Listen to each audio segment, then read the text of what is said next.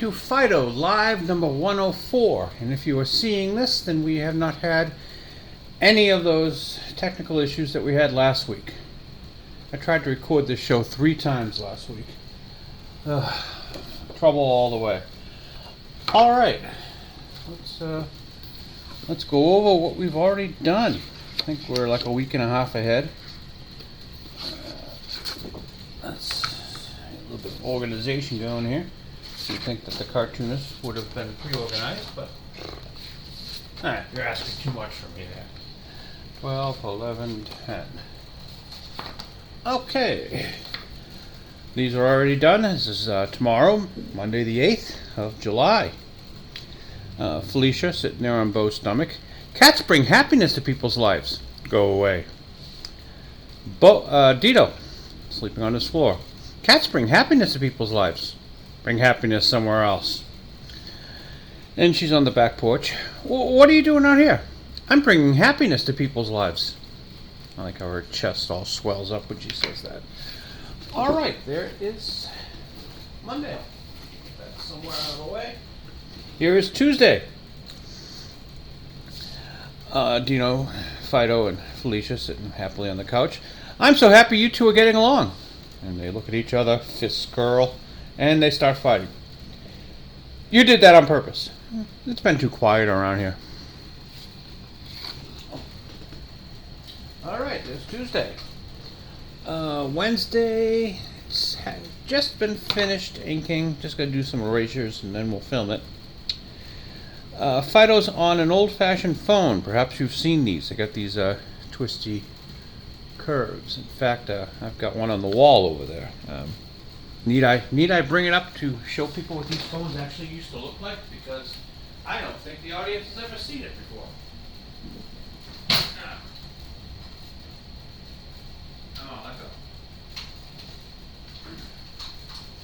Yeah, back in the day, long time ago, before we had things that looked like this, phones actually looked like this. And look, they had a twisty cord that always twisted up, always just never worked out well.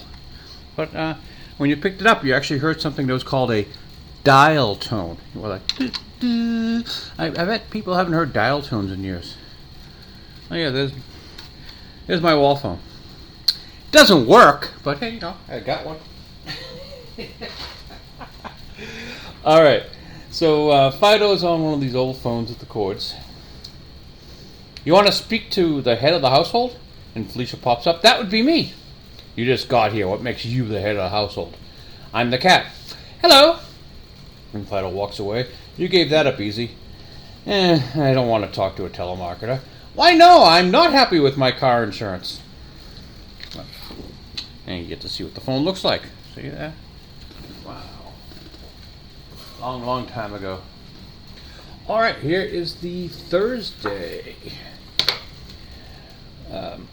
Still needs the erasures and everything. Where are the groceries I told you to bring in? I sent Fido to get them. You can't trust him to do anything. Get down there. And he's in the back of the pickup truck. You're right. The more we eat, the less we have to carry upstairs. And there is Thursday. And finally Friday. And where are they Fridays? But of course, they're in the bar. Or as we would say it in Boston, they're in the bar. So Felicia comes in with a boner here. How do I look? Horrible. Mad. Let's try this again. Remember, I'm only interested in hearing you tell me what I want to hear. Now, I had to pull an audible on this one. Originally, when I designed this, I wanted Felicia to be holding Fido by the scruff of his neck. And, let's see, do I have a little drawing to... Yeah. My original idea was to have her, holding him like that. And the important part was having his feet dangling. But when I tried to do that here, the feet I just couldn't get the feet dangling. They disappeared at the bottom of the panel. And it didn't quite give me the feeling I wanted. So I just went the other way, and she's just standing on his chest. So Maybe someday we'll have Felicia hold Fido up with his feet dangling. Alright, that's how that one went. And let's put that aside. Friday, huh? So, I guess next would be Saturday. And here is the Saturday. Now, I still haven't finished the backgrounds here. And usually in this case, when there's something on the same week with the background's finished, we start with inking. But we're not going to ink today. I'll explain later on. Okay, we have Bo, Dino, Fido, Felicia. They're all up on the roof. And he's got the telescope. He says, "That's Sirius, the dog star. It rises around June 3rd and is gone by August 11th. And Felicia asks, "Where does it go?" And Fido responds, "You can't expect a dog star to lay around all year. It's not like it's a cat." We carry on the dog and cat prejudices. Now, usually we'd be inking the background of this one. But this week we're going to give you something special. I've got 2 comic strips which will go into the following week, perhaps the 15th or 16th of July. Depends. And we got this one. Hasn't been drawn yet. And this one hasn't been drawn yet. We'll draw one of these today, probably this one. Alright. Felicia says, "Can I tell you a secret?" Fido answers, "I guess." "Now promise not to tell anyone." "Sure."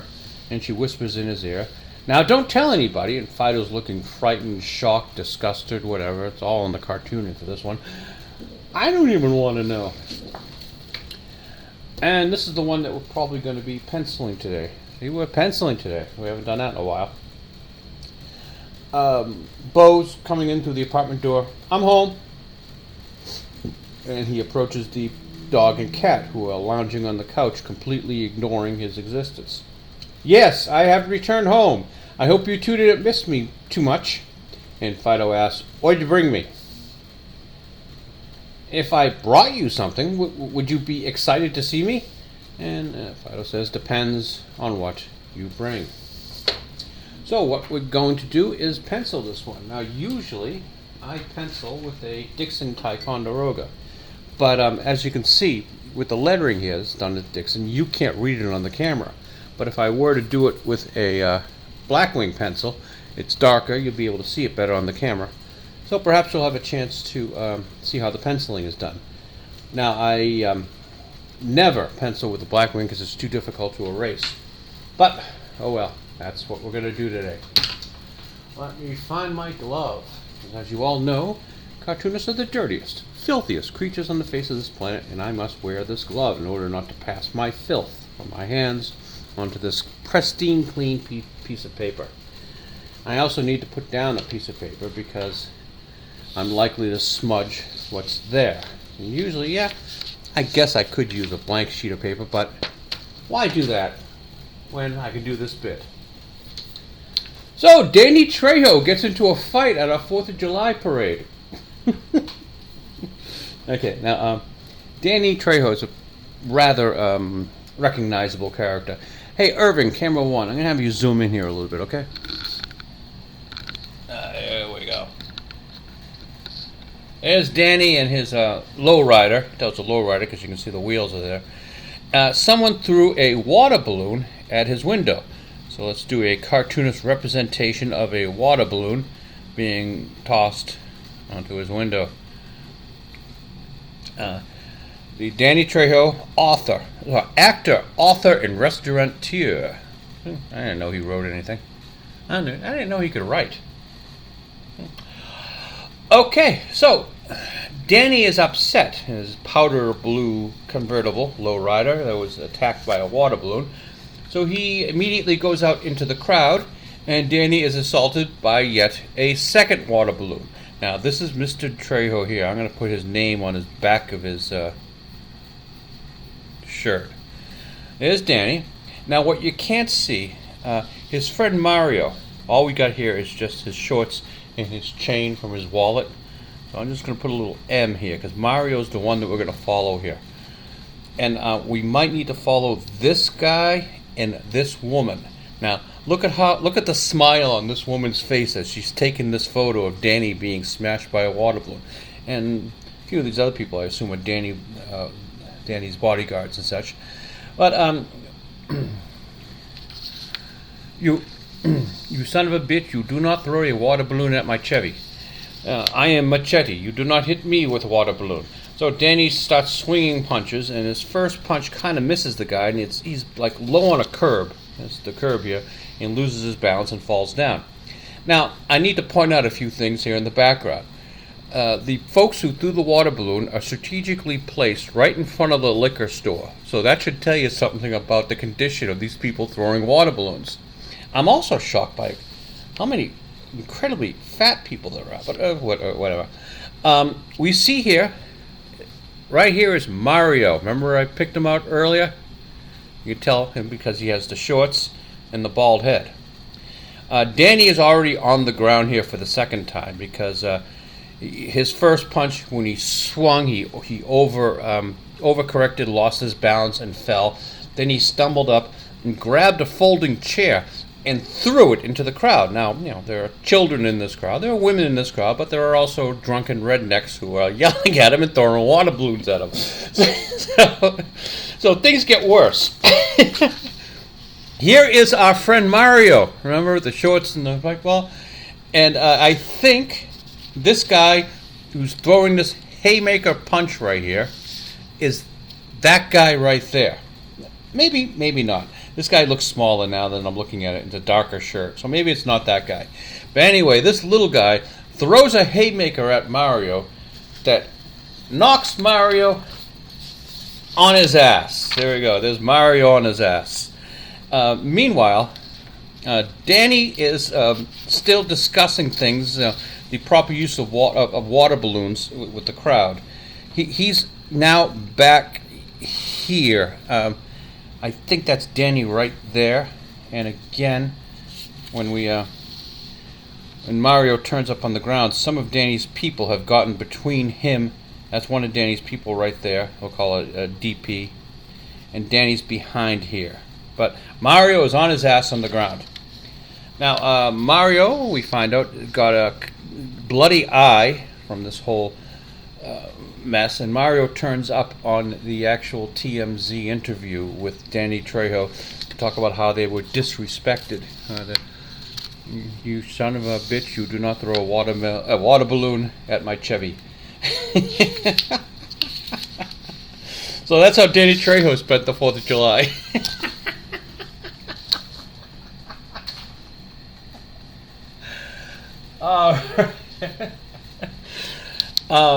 Neil Gaiman. He is one of the first writers who really went big into the public, having a PR agent to sing his praises. So Neil's got out ahead of this story. So I'm going to read. This is more or less what the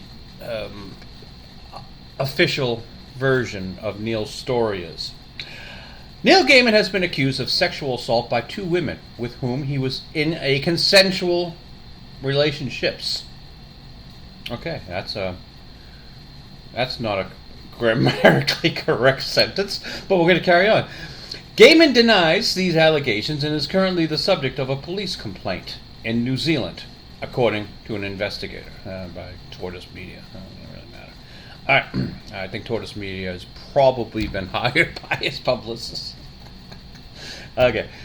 The allegations, spanning 2 decades, involve Scarlett, a nanny, and Kay, a fan. Scarlett, 23, claims that Gaiman assaulted her hours after their first meeting in February 2022 at his New Zealand residence. She was hired as a nanny by Gaiman's then-wife, Amanda Palmer. A consensual relationship, you're married, and you're assaulting the nanny. That's kind of rough, Neil. Scarlett alleges that Gaiman joined her in the bath and assaulted her. Gaiman maintains that they only cuddled and made out, and insists all subsequent sexual activity was consensual, although he was cheating on his wife. Scarlett alleges Gaiman engaged in rough and degrading sex during their 3 weeks relationships, which Gaiman denies. Now, what we're burying in the lead here was that Gaiman only penetrated her digitally. That's probably about the most gentle way I can put it out. Put that out there. All right, the second woman, Kay, who met Gaiman in Florida, book signing in 2003 when she was 18, began a romantic relationship with him at 20. She claims Gaiman engaged in rough and painful sex, including one instance in 2007 where he penetrated her despite her objections. Gaiman denies any unlawful behavior with Kay and attributes her allegations to regret over their relationship. Now let's get a little bit further into this one. Kay claims that she had a yeast infection at the time and did not want to have relations with Mr. Gaiman at that time, which is and despite her objections, that would be her objection, which caused the painful and rough. All right. Gaiman contends that the New Zealand police did not take up his offer of assistance regarding Scarlett's complaint in 2022, and he suggested a lack of substance in the allegations, which is probably right. New Zealand police told Tortoise, which is the PR people, they made, quote, a number of attempts to speak to key people as part of this investigation, and those efforts remain ongoing, end quote, adding the logistical difficulties of various factors, including, quote, the locations of all parties. Scarlett reported Gaiman to the police in October 22. An investigation began after Scarlett contacted Rachel Johnson, co-host of the Tortoise podcast. Who cares? Anything else in this press release? Gaiman is best known for The Sandman, American Gods, and Good Omens. And the first season of Good Omens was good because, well, it was Terry Pratchett originally wrote it, and Gaiman helped him out with it.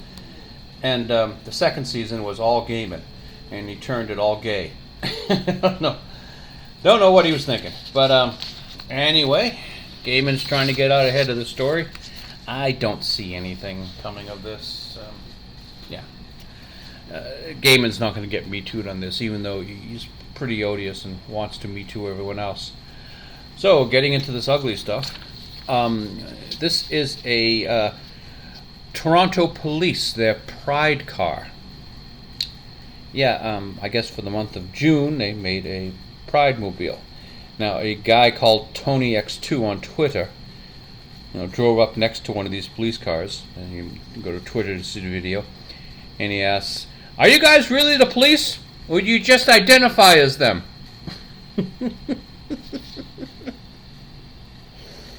No, I don't mind that police make themselves less scary. The police around here all look like Darth Vader.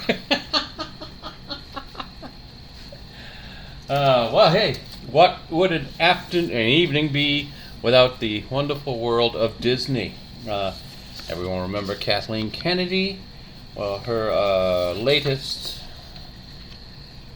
movie, The Chosen One, Jedi New Order, or whatever they're going to call it, the Rey movie, has been canceled, and Charmin Obey-Chenoy, the director, has been fired. I never thought this movie was going to go through to begin with. No big surprise here. I guess she can go somewhere else to make men feel uncomfortable.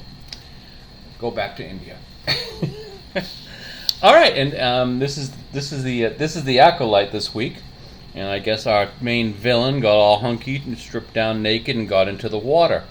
And there's a scene where he's in the water, and he says to the female protagonist, "Are you going to join me, or do I have to put my clothes back on?" Okay, I think this is an original joke. I haven't heard anyone else on the internet say it, so I'm taking credit for it. I'm thinking perhaps this is something that that Leslie Headland overheard Harvey Weinstein say to an actress. All right, taking credit for that joke. Paul Cheto has been kicked off Twitter, now known as X, for life. And we finally found out what he said. Now, Cheto's a talented comedian, talented writer, all-around nice guy. And the phrase that got him kicked off Twitter, which is beneath him: "I cannot understand you with that dick in your mouth." So, I guess someone on Twitter upset the nicest Canadian online and dragged that out of him. Well, I think I need a drink after that. Paul, you underwhelmed me. I expected so much more from you. All right, let's get Trejo off the board.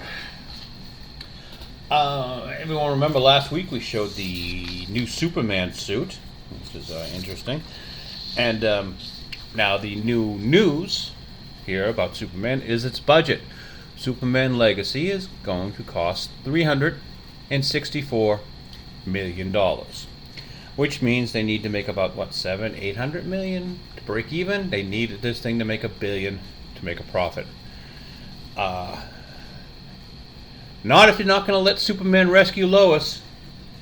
And speaking of overpriced movies that are probably not going to make any money, we have Mission Impossible number 8, which itself is $400 million. $400 million.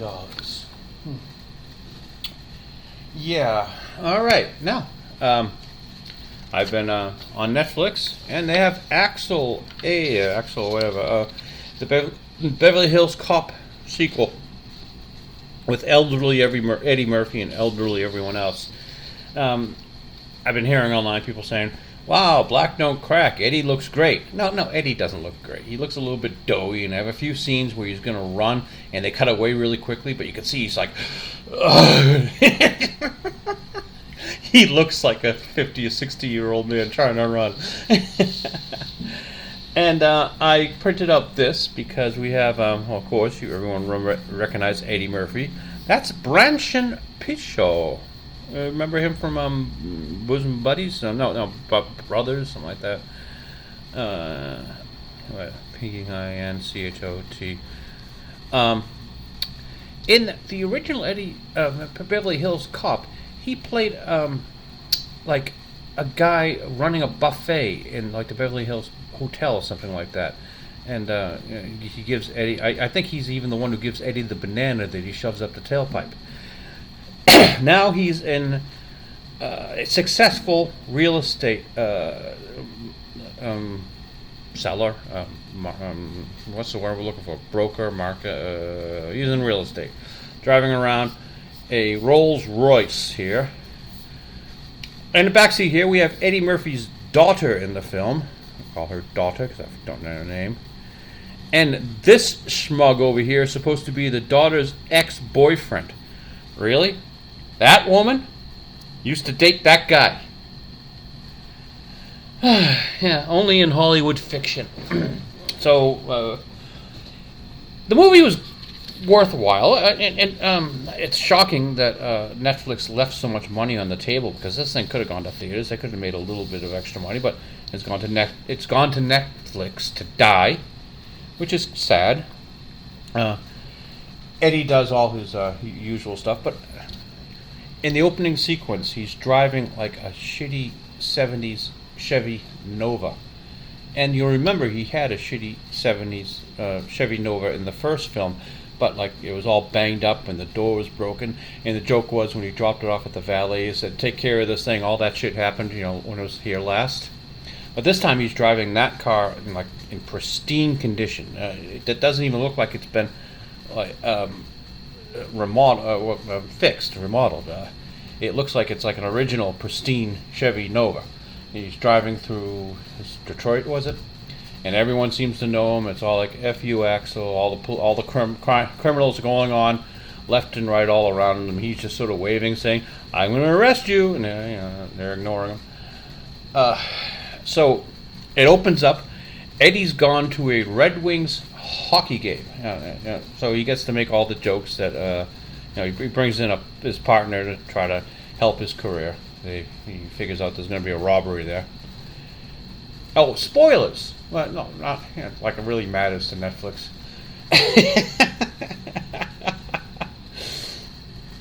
So he makes all this typical racial jokes about black people watching hockey. He says, "Yeah, did you know my father was in the Negro League? What did you say? Winnipeg black guys." Whatever. So the thieves here seem to be like a well-organized unit. They're able to block cell phones. They threaten Eddie Murphy's daughter, who's a lawyer, trying to do a pro bono case to get a guy who was unlawfully charged with killing a cop off, and it turns out it's an actual detective story. Go figure. We haven't seen real police stories since in movies in a while. What else can I say about this? Oh yeah, and it looked like Christopher Walken was in the film until like a fat Christopher Walken was in the film, until I saw it was actually Judge Reinhold.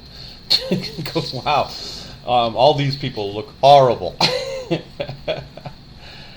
And they do a few chases through Hollywood or Beverly Hills, and I shockingly recognized a lot of the streets from GTA 4. And I've never played GTA or GTA 5. I've never played GTA 5, but I've seen it on YouTube so much. I know my way around. It was good to see the GTA 5 streets. And what else have we got here? No way is Eddie Murphy's daughter interested in this woman, on my other note. And I think, and they do the thing in the end with the villain, who looked, he looked like the spiritual son of Kevin Bacon, but we know Kevin Bacon's dead. But anyway, the villain pulls out, "We're more alike than you realize." And I thought that went away with Austin Powers. So let's keep Eddie Murphy on the board. What the hell? While we're doing this. All right, the one we're doing is the I'm home and the dog and cat are on the couch. You don't care. So what I want to do is get Bo's head about right here. Now we're going to do a vanishing point, and since it doesn't really matter. Oops, let's get the wheel back on this. These wheels are very important for the rolling rollers. Let's do a vanishing point here and here. Now you guys don't need to pay attention to that, but when I use it later, I'll bring it back to your attention. Let's see. You can barely see that, but no other pencil will give you any better. So I'm just going to do a hemisphere on the oval, and Bo's nose usually starts right there in the middle. The eyeballs are up there, and mouth is somewhere down there. And let's see, the eye here has a slight downward cast, which I don't want. I'll have to fix that later because it makes it look like he's angry. And the ear always goes from the top of the eyes to the bottom of the nose. That way you know where your place is. Now we're going to do a straight line here to represent where Bo's body is, down about there. We do a circle for his torso, neck, and then the rest of his chest. Now here's where we bring in some of the vanishing points. We want to put Bo in perspective of the room. So from this point to the right here to his shoulders, I'm just going to do a little line that way. And then down here where his hips would be, I'll do a line that way. Now his knees be about there, but let's be sure. Oops, I'm already too high there. Using the perspective of that knee, now we know that knee's down there. So by doing all this, we have a pretty good idea how the body looks in space. Now he's just come in the door here, and as we know with the door, let's finish his feet first before we go any further in the background. Now we know one foot's there. We drop below the panel. It's going to be erased. Now that helps us by telling us where this foot is going to be. And this foot does appear in the panel. All right, now we've got to draw the walls in the background, and I guess this is the corner, and we'll have the door here, and then the wall here, and that coat hook, that coat hanger will be over here, which I guess he'll be reaching, like putting his coat up. Even though this is summer, maybe he's coming home from work, has his henchman outfit, something like that. So, ooh, I don't like that. Yeah, that doesn't look good. Alright, we're gonna have to change the background so he fits better.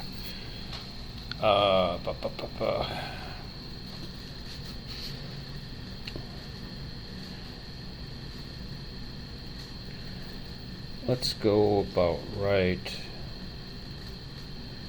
there. So, let's get that right to the corner.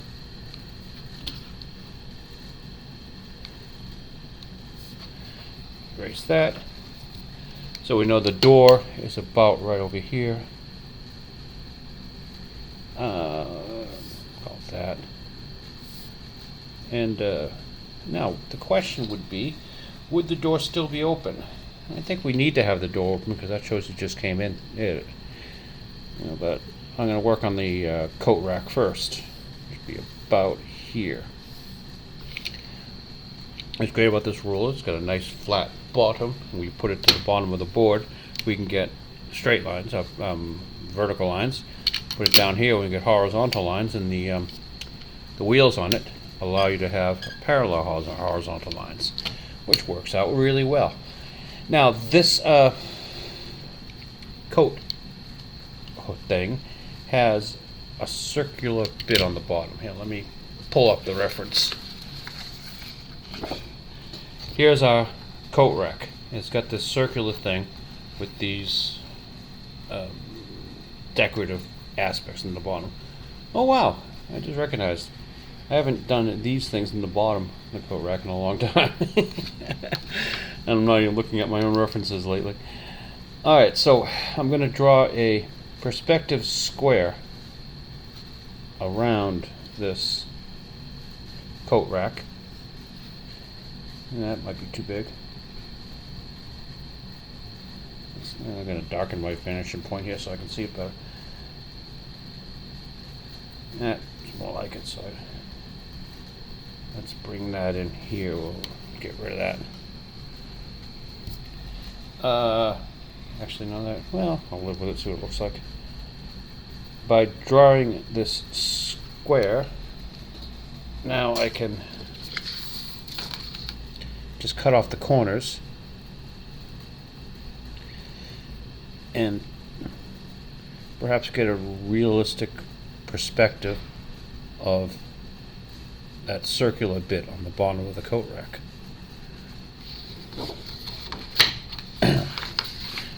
Now we got to do these legs, so we put one in this direction, one in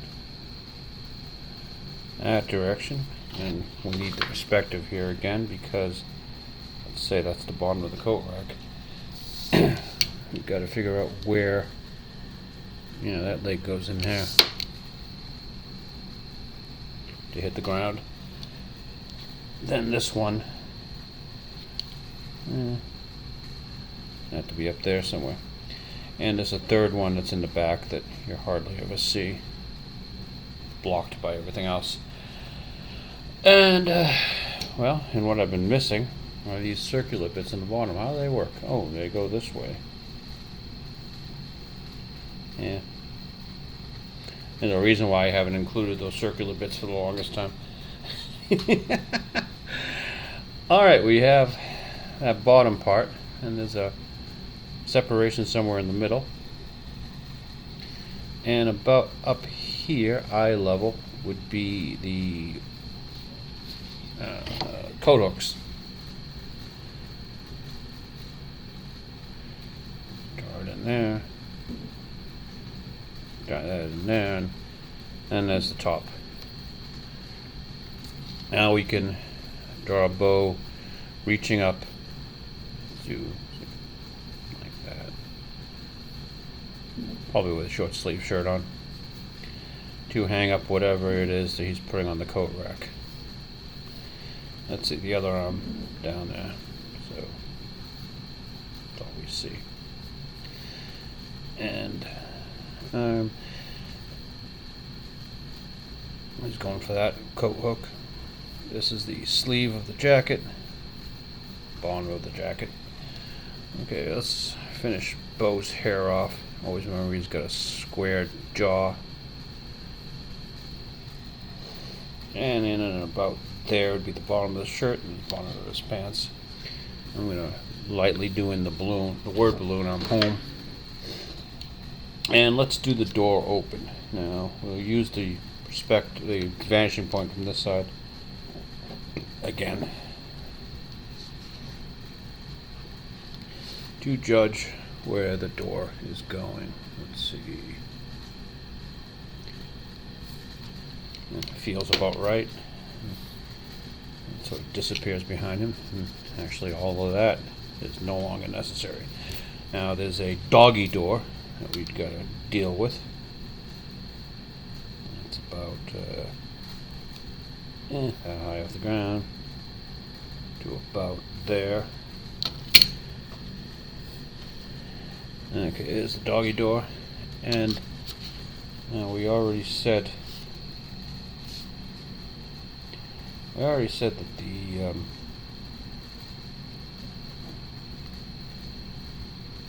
floor back here went over here, but let's draw the entire baseboard and everything, and that way we can also do the baseboard out in the hallway.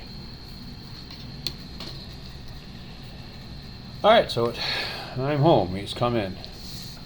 Now in the second panel we've got to, let's erase that vanishing point, we don't need it anymore. We have the dog and the cat on the couch. The important part here is Bo is like 6 feet tall, and they're going to be down around the 3 or 4 foot level because they're just on the couch. So we've got to get everyone's head on the screen. So we're going to guess that Bo's head is about there, and Fido and Felicia are sitting on the couch. I'll do Felicia first. She'll be about there, and Fido should be about here. All that is subject to change. Now, let's do the vanishing point from Fido's eye level. That puts a point there and a point there for us to deal with. Always nice to have these vanishing points because they make your job easier, and it tells you where everything is going to go. I'm going to make the arm of the couch about right here. When you think about it, when Felicia's sitting on the couch, she disappears into it because she's just a little kitty cat, and that helps me. There's the base of the couch. Now I don't have the couch reference with us, but I've drawn it so many times it's by memory. There's a thick cushion, and then there's some sort of bar on a wooden cleat in the bottom. Let's see how this works out for us. There's the cushion. There's the wooden cleat. One cushion. Let's see what we got for measurement here. Also nice about this ruler is it's cleared. You can measure things. So we're going about up to that dot. 2 cushions. I guessed it just by feel. Now to get the top of the side of this couch, we go back to this vanishing point over here. Bingo! And let's get the whole top. That gives us the couch. Let's get back to this vanishing point on the right, just to flesh out the universe. And this is not necessary now, but what the hell, let's do the pillows too. I wonder if we're still recording. Well, we seem to be. Good luck. Alright, now remember I said these are subject to change? Well, they're going to be completely changed because Fido and Felicia are going to be different position. Let's finish out the couch, and then we'll set the animals in their element, as it were.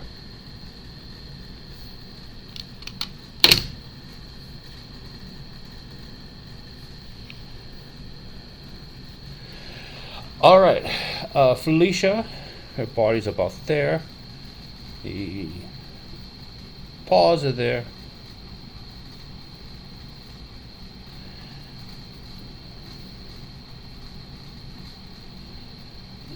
She just barely fits on the in the panel.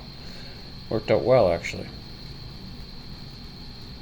We do the same hemispherical thing. Nose is in the middle. Cats have like these jowls.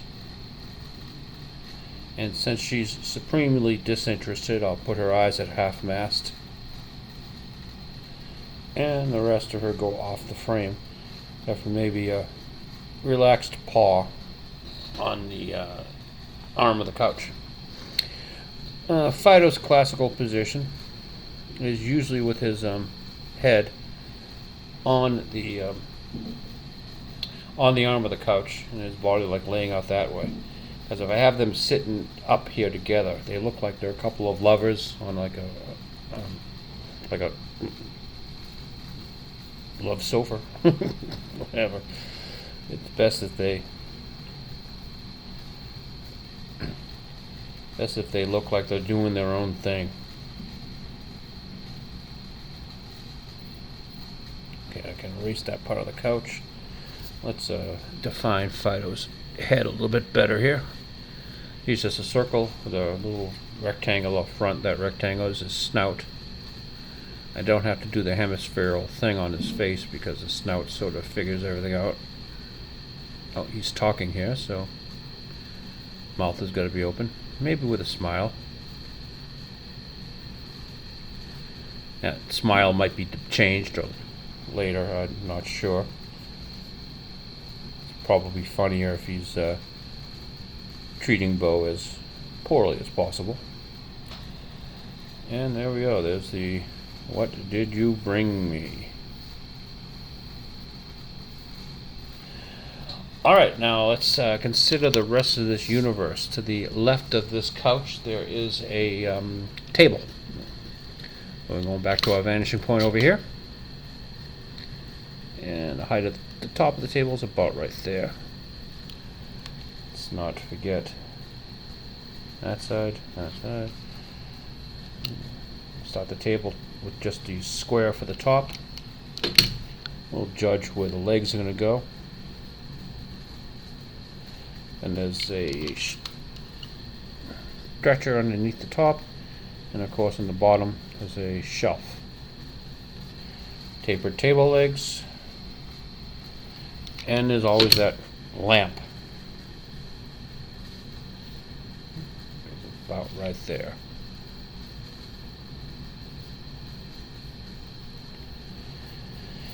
And actually, since the couch is on these legs, the legs of the table are actually kind of lower to get to the floor. The legs of the table are actually going to come down here, which throws off my middle shelf a bit. Yeah, that feels better.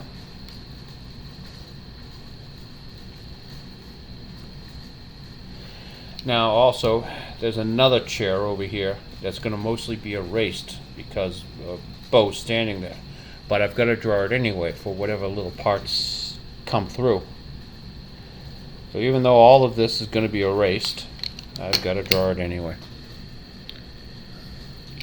Let's judge by this, where the top of it is, and we can do this to cushion, that bar. So, actually no, I screwed that up, didn't I? That should be over here.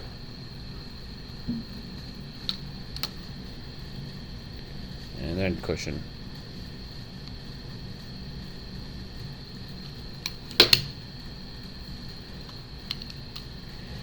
But again, just about all this is going to get erased, so it doesn't matter.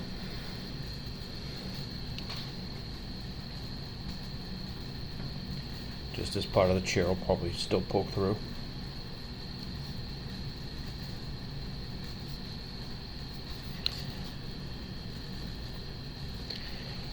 Alright, there's the chair. And there's a rug. Dino's rug that he sleeps on. Which is in front of the couch.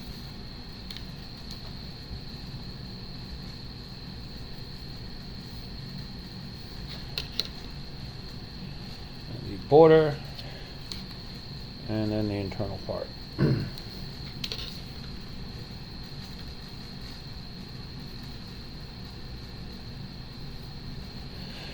Also over here is Felicia's litter box. It's only just going to be peeking out slightly, but it's got to be there.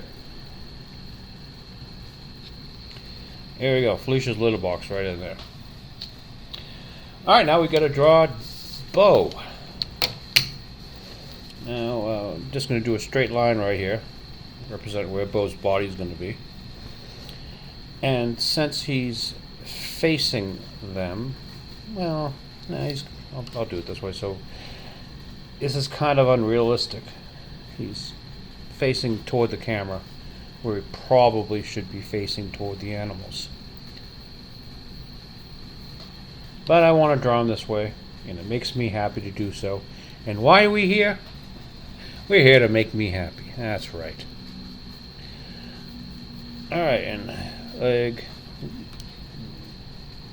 This is knee point. Gotta get that in perspective. If it's not in perspective, you might not notice it, but I would.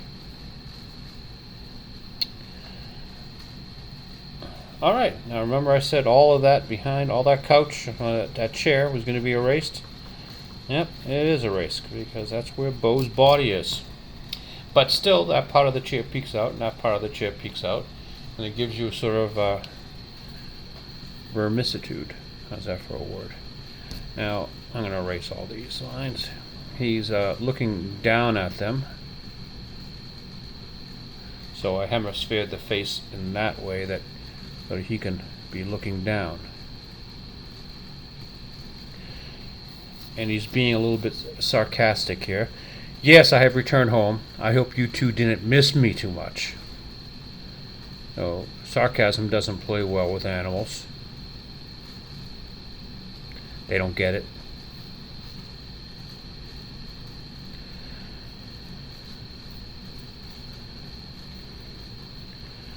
And, let's see, do we have everything there? I guess 2, 3, 4. We'll just make these marks to represent where his fingers are going to go when I eventually get around to drawing them. And there we go. We have that scene done. Third panel. Was where Fido says, "If I brought you something, would you be excited to see me?" Now in this panel we've got to I thought I was trying to rush a piece of crap off it, but that's actually my vanishing point. Erase that. Alright, we got to zoom in on this one a little bit more because we have to look at Fido as he's the speaker, he's the actor, he's the star of the strip. But do we need to also have Bo in this frame? And if that's the case, then what we're doing is that. It's blown up to that size. You won't see Felicia anymore. That's what we're doing. Just give me that over here. I'm just gonna temporarily put Bo up there, about that size. It's about the same size as he is over here in the first panel. And now we judge that Bo's head is right there. Fido's head doesn't start until we get down to around Bo's chest. So Fido's head would be about right there. And you know, we might even be able to still fit Felicia, just peeking in off the edge of the frame. Alright, let's see how that works out. Let's draw that straight line that represents Bo. And for the torso, leg. Now, we can say that Bo's moved in closer, so he'd be over here now rather than over here. Fido is still where Fido was. Figure that out. Yep, that's about right height. So the edge of the couch is there. I mean the inside edge of the couch. Oh, we didn't establish where we're going to do our vanishing points. It's a 3-point perspective, as I said, or 2-point perspective. we'll bring it up around Fido's eye level again. And coincidentally, I don't even have to draw a point here. We're going to make Fido's left eye the vanishing point there, and a point over there. So everything comes from Fido's left eye. The couch, the cushion, that's the bottom. So from Fido's left eye, we draw the couch.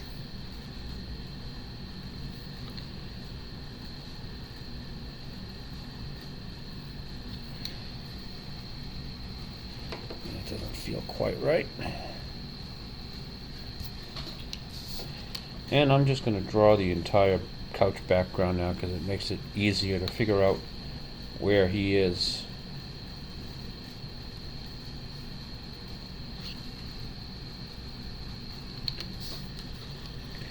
So Fido's left eye. Boom. I'll call that about that.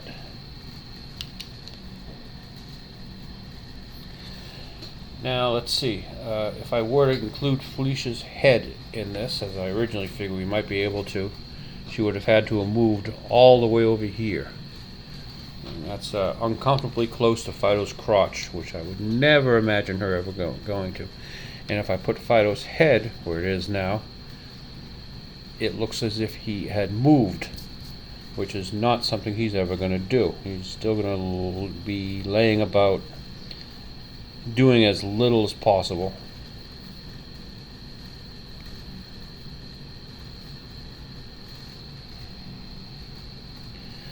And actually, since he doesn't have any lines here, let's just put his head down on the actual arm of the couch. So he's exerting even less effort in this conversation. And we can raise the couch behind Fido's torso. I think I made it a little bit too big. There we go. Okay, there's your dog. Let's finish off the couch. And now the table that's next to the couch.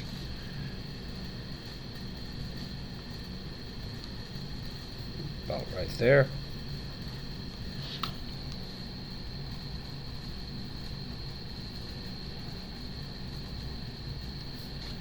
Work out the square. And the lamp goes on top, about from there to there.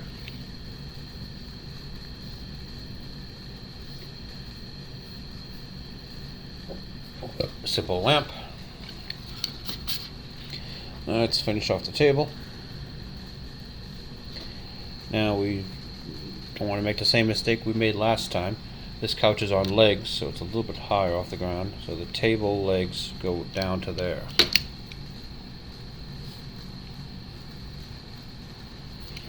And let's get the perspective proper. Now, even though this leg will, no, it looks like it'll show up.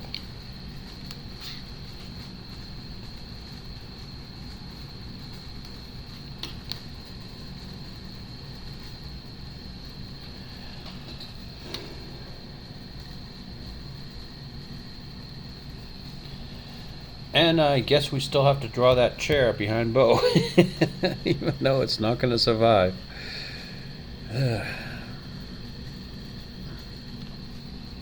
All that wasted effort. Well, who am I fooling? This broadcast probably won't survive. Well, two of them didn't survive last week.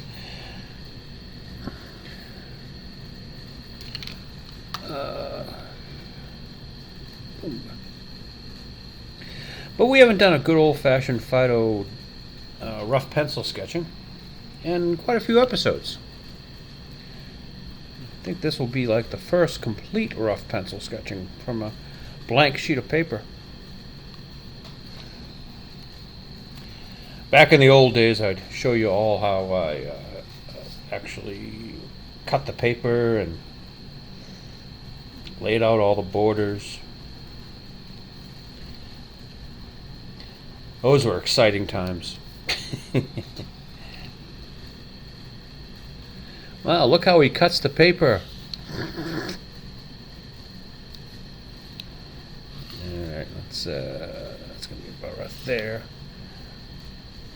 And that's about all the chair I need to do. You know, there's a chair back there. Alright, let's do a little bit. I'm gonna sharpen this pencil a little bit to get the faces better.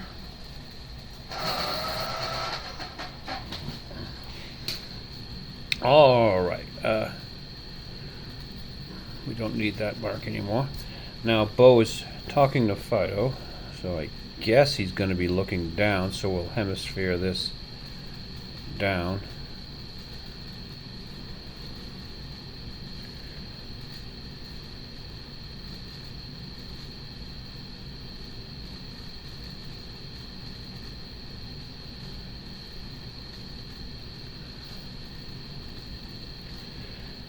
And there's our hero. Let's erase the chair behind Bo, and we can judge that his shoulders from the vanishing point on this side go from there to there. We can do little circles. Show his deltoid muscle. I'm thinking that his hands should be up in a sort of defensive position. 2, 3, 4, 5. Now, here is the elbow. What I do is I draw an Indian club shape, this triangle. It tapers from fatter to thinner. As you might notice, an actual human arm is fatter down this point, and it gets thinner as it reaches the wrist. Oh, a little anatomy lesson there for y'all. Why am I saying y'all lately? That's weird. That's not something a Bostonian should ever say.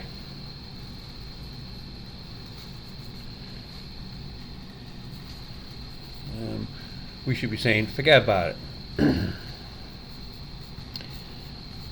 Alright, there is our hero and the true hero.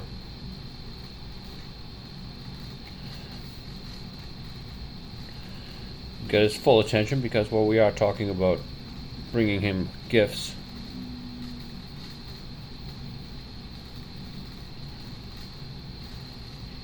You don't get the true, like, look of contempt that you get from a cat.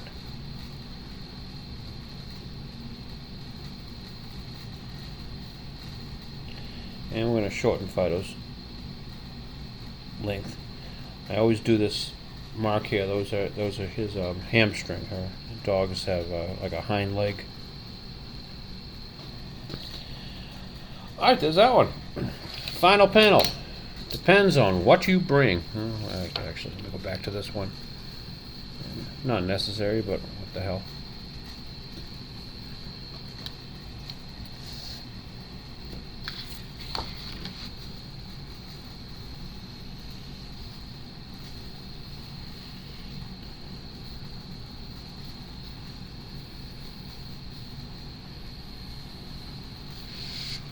Alright, all that's done. Hope you did not miss me too much. Both saying that, Fido saying that. Now we can do the last panel. And we're almost done, and we're running into almost an hour. I guess this would be the entire show.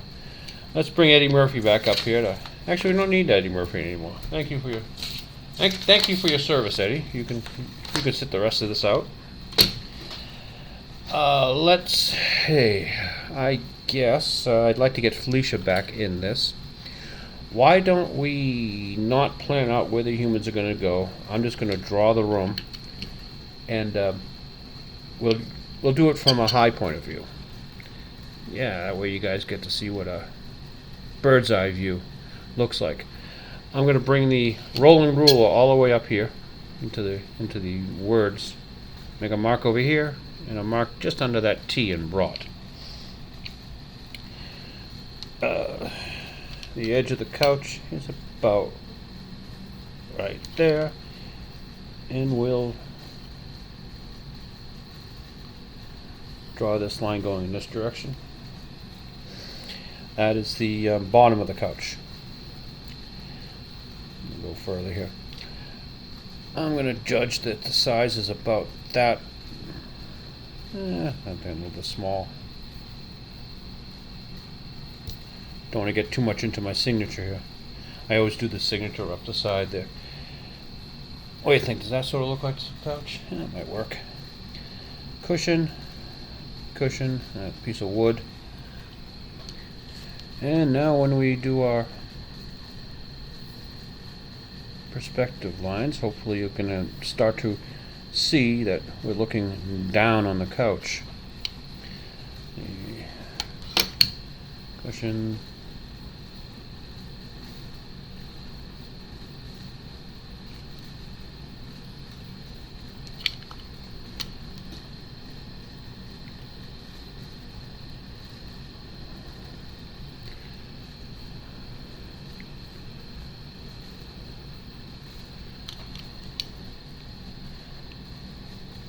It's when I do these lines here that you really start noticing that it's a bird's eye view.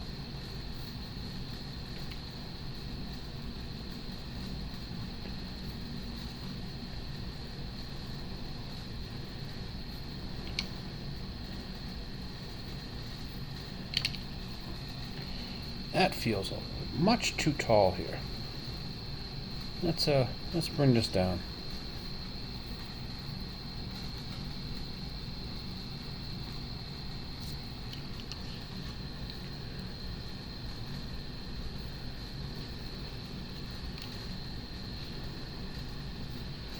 Yeah, right there. Yeah, that was much too tall for the arm of the couch. A lot of this is just in feelings. Nothing more than feelings.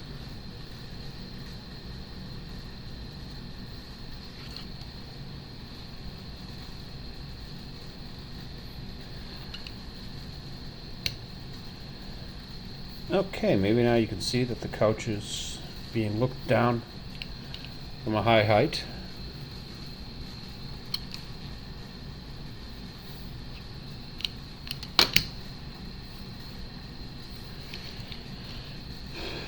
And even though we don't need to, let's draw that damn table.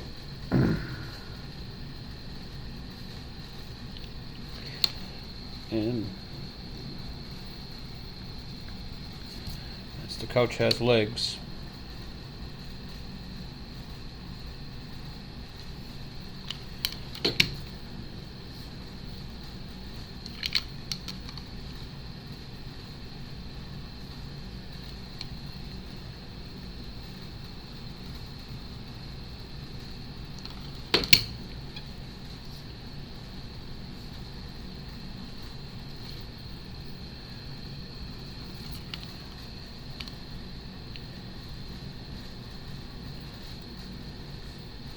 now it's a special challenge here to draw this lamp.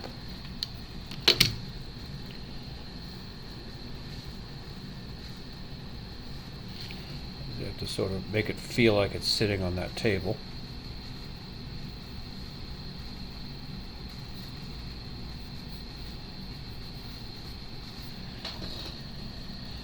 And we're going to call that good enough. Let's get the back of the table in. And we can erase that line. And we still have to draw that chair that will probably disappear behind Bo.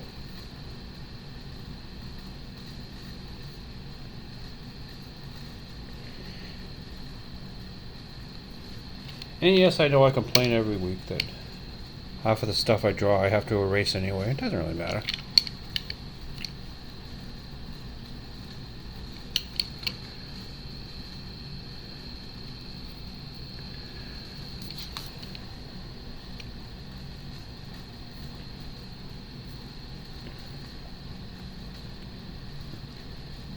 It's when I draw like a really dense scene, say like hundreds of cats or hundreds of people. And I go through the effort of drawing individual characters and then have to erase them, it sort of breaks your heart. But as a lot of movie makers will say, you have to edit out the stuff you love. Alright, let's get that whole rug in here. This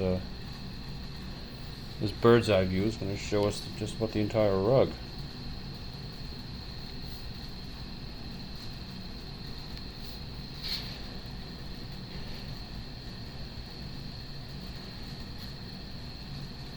I usually only use a overhead view when it helps to tell the story, and this doesn't really help to tell the story. Maybe the overhead view works for an establishing shot or something like that, but this is just me flexing, so I'm drawing this for you. Gives me something to do. Thinking if I did not draw this live for you, it would look different.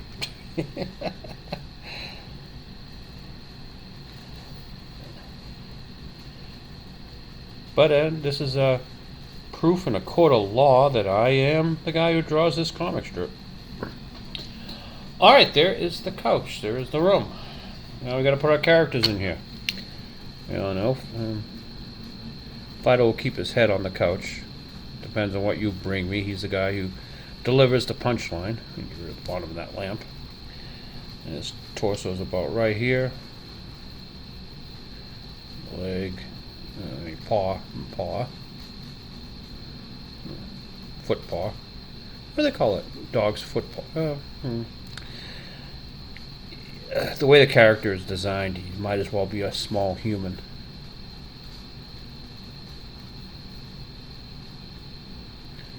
Character is incredibly poorly designed, but hey, it makes me happy.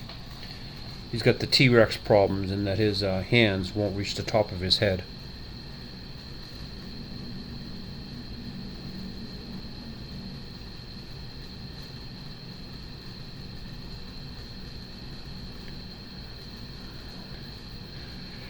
A joke behind this: if a lot of people don't own pets, especially dogs, they're usually excited when you come home. Oh, hey, what do you think? If he goes, depends. I have his hand up here. A lot of sometimes your dogs will be happy when you come home that these two are still laying on the couch and completely ignoring him. Is part of the humor. Fido humor is something is funny when seen from someone else's point of view. That's my theory of humor. Who would have thought that just to draw a stupid comic strip you'd have to come up with a theory of humor? Makes me think I'm doing scientific work here. My hypothesis is that in order for something to be funny, it must be seen from someone else's point of view. That's why political humor works so well.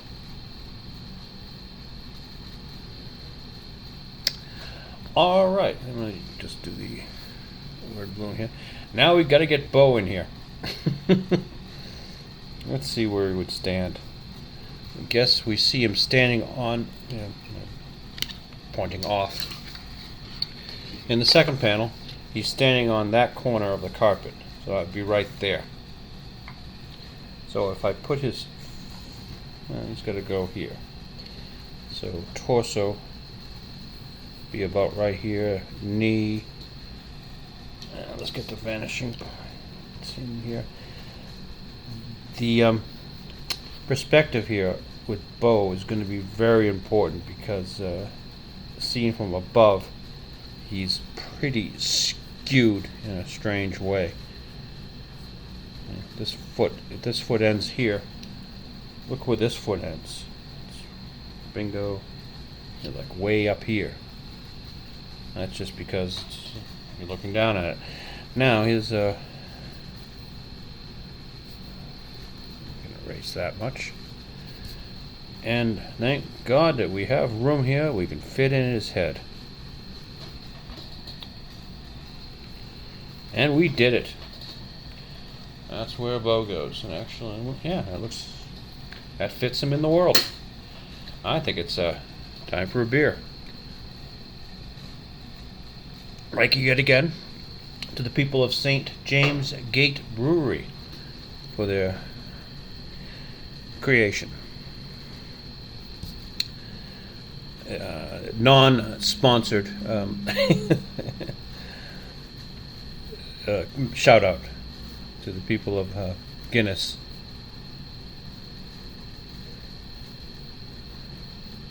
Guinness should sponsor me. And go out of business without me. No, I don't drink that much.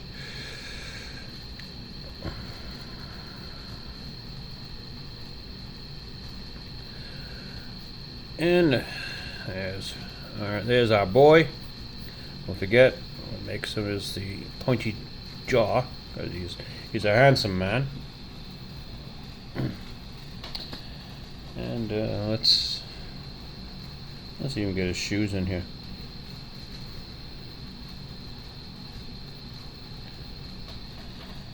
All right, there you go. You have seen me turn a clean sheet of paper into a dirty sheet of paper.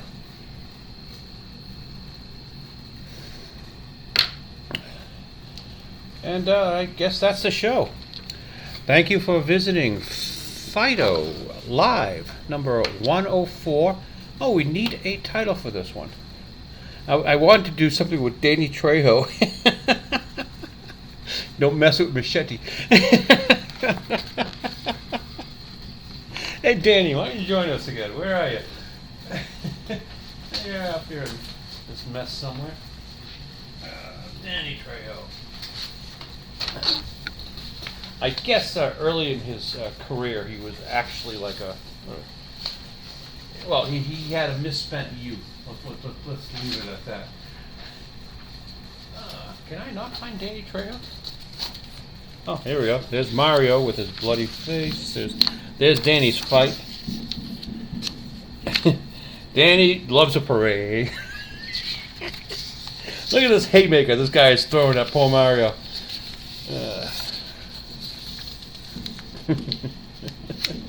Don't throw water balloons at my Chevy. There's Danny getting hit with a water balloon. What are we going to call this one? Rough penciling. Let's see. Danny had a rough time. Rough parade, rough penciling.